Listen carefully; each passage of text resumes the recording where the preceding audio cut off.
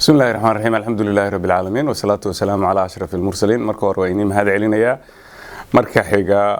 waxaan horta kow mahad celinaya Allah subhanahu wa ta'ala ee kurbadii iyo dhibaatadii la xiriirtay doorashada ka dulqaaday ummadda Soomaaliyeed meel kasta ay joogtana waxaan isleeyahay caawa farxad iyo reereyn ay joogaan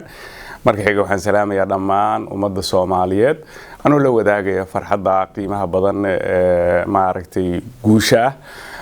la gaaray oo doorashadiisi amniga noogu soo dhamaatay waxaan ka codsanayaa runtii inay Allah subhanahu wa ta'ala ka baryaan in abaaraha iyo colaadaha iyo dhibaatada uu naga hor qaado dawladdan uu ka dhigo dawlad haran qaado markii saddexaad aanu fursadan ka faa'iideysanayo waxaan u mahad celinayaa ama u hambalyeeynayaa madaxweynaha la doortay marka hore Xasan Sheekh Maxamuud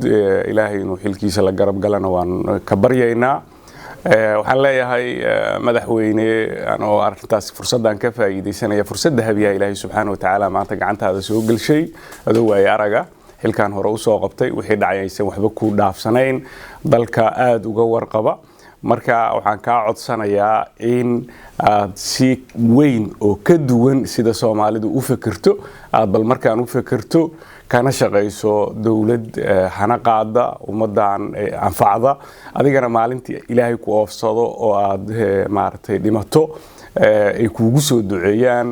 ilaahay inuu ka dhigo mid carshigiisa harsado fursadaas dahabiga inaadan dayicin ayaan maartay ku rajaynayaa waan ku hambalyeynaya marka xiga waxaan u mahad celinayaa madaxweynihii xilka ka degay Maxamed Cabdullaahi Farmaajo oo isaguna si sharaf leh ku wareejiyay xilkaas hambalyeeyeen madaxweynaha runtii qof kasta meesha soo maray wax buu qabtay waana qabaa kelmadii madaxweyne Xasan Sheekh uu yiri dad heshiisa oo Soomaaliyeed iyo lana heshiisa caalamka intiisa kale marka inta waxaan ka dhigi lahaa hadal furashadayda oo doorashada la xiriirta runtii waab cusub baabriyay abaaro iyo colaado iyo waxyaabo badan baa wadanka ka jira madaxweynaha la doortay waa nin way araga waxaasna ku baraarugsan waxyaabaha hor yaalo oo anigu aan isleeyahay maantay waa laga sugayaa waxa ugu horeeya waxa waaye in horta abaarahan degdeg wax ugu qabto aniga tayda aragtidayda maadaama dadka ay rafaadsan yihiin labo inuu abuuro wax la dhaho xasilooni siyaasadeed oo aad muhiim u ah oo waxba la dhaqaaji karin hadii aan la abuurin wuuna ku baaqayo waxay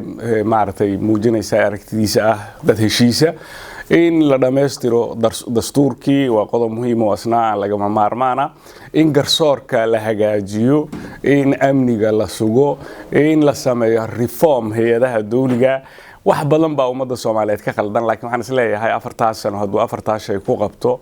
wax badan ama 5 shay wax badan baa u hagaagaya ummadda Soomaaliyeed waa tan ugu horeyso ah ma aragtay xasilooni siyaasadeed dastuurka la dhameystiro garsoorka maarta la hagaajiyo oo maxkamadda dastuuriga la soo dhiso cadaaladna lagu sameeyo amniga la sugo iyo reform hay'adeedo la suubiyo inta haduu ka gaaro waxaan isleeyahay wax badan baa hagaagay ma sha Allah waa kelmad cajiib runtii fursadan aad aan ugu faa'iideysanayaa waxaan kula dardaarmayaa madaxweyne Xasan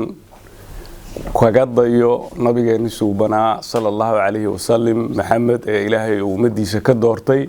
qisadii cajiibka ahayd heeday heer Quraysh reerka la yiraahdo markay kabcada dhiseen ay isku qabsadeen dhagaxa Xajarul Aswadka cidda dhigaysa meeshiisii qadiyadii iyo fikirkii cajiibka ah oo nabigeena uu suubiyay ahaa inuu inta u fidshay oo dhinaca ka qabsado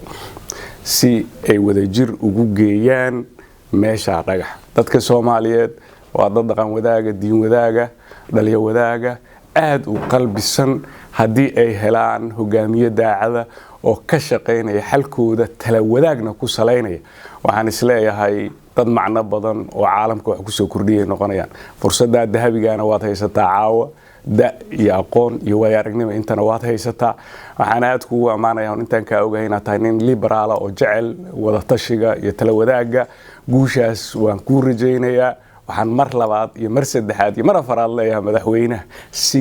weyn oo ka duwan Soomaalidu siday u fikirto si weyn u fikir madaxweyne ilaahayna waa ku guulay doona insha Allah taala intaasaan madaxweynaha dhihin lahaa dalka Soomaaliyeed waa doolshe waa hodan yaanan mar horan iska gubnay mar dambe iska gubin dhinacaha aan ka fariisano uuna wada deeqa madaxweynaha xilka loo dhiibay oo ognahay aragtidiisa inay tahay aragti dimuqraadiya